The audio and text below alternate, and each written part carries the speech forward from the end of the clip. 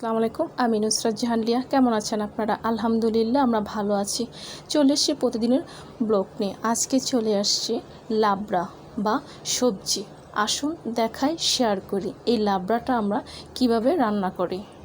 এই হচ্ছে কলা গাছের মোচা, মানে বিচি কলার ভিতরে যে কলা গাছের ভিতরে যেটা থাকে সেটা হচ্ছে মোচা।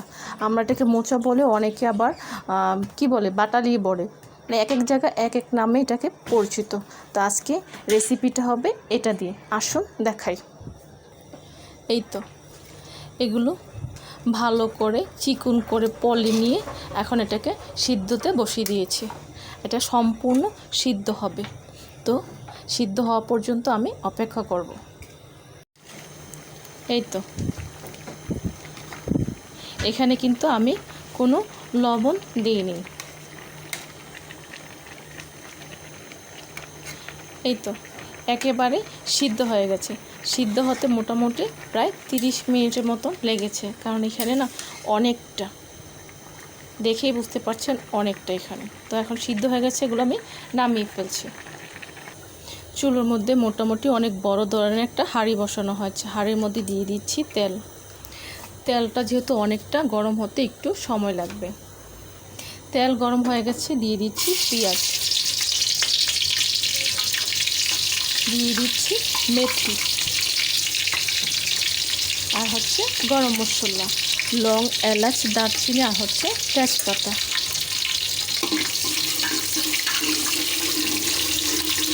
দেওয়া হচ্ছে জিরে বাটা, আদা বাটা, রসুন বাটা, আদা রসুন আর হচ্ছে জিরে,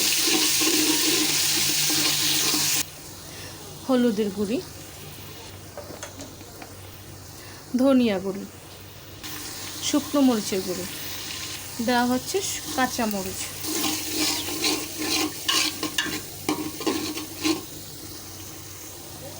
দিয়ে দিচ্ছি পেঁয়াজ।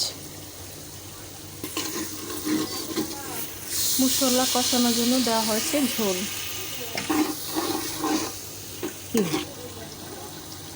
মশলাটা কষে আসে, দেওয়া হচ্ছে জালি কুমড়ো, দেওয়া হচ্ছে পেঁপে, কাঁচা পেঁপে, দেওয়া হচ্ছে আলু,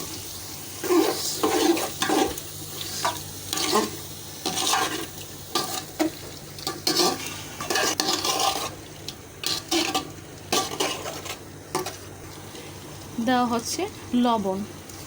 লবণটা তখন দিতে ভুলে গিয়েছিল। আর রান্নাটা কিন্তু করছে মা। মশলা কষানোর মধ্যে লবণটা দিয়ে দিলাম।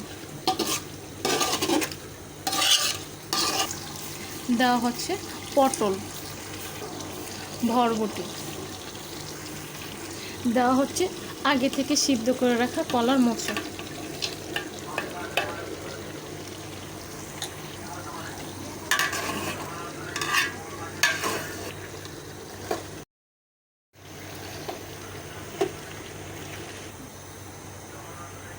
হচ্ছে মিষ্টি কুমড়ো। মিষ্টি কুমড়োটা দেওয়া হয়ে গেছে।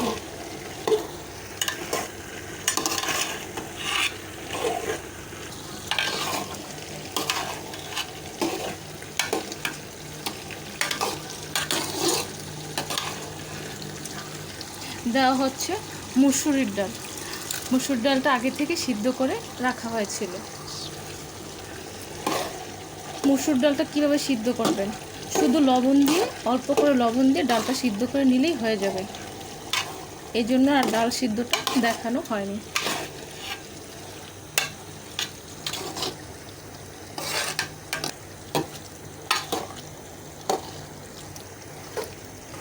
সব কিছু কষানো হয়ে গেছে। দেওয়া হচ্ছে ঝোল।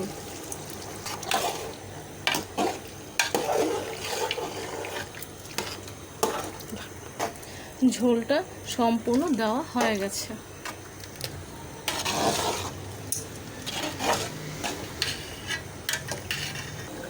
দিয়ে দিচ্ছি গরম মশলার গুঁড়ি,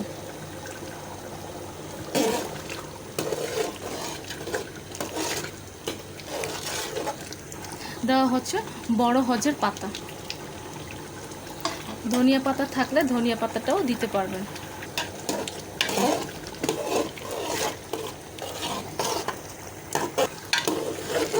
সম্পূর্ণ রান্নাটা হয়ে গেছে। এখন আমি এটা নামিয়ে ফেলব।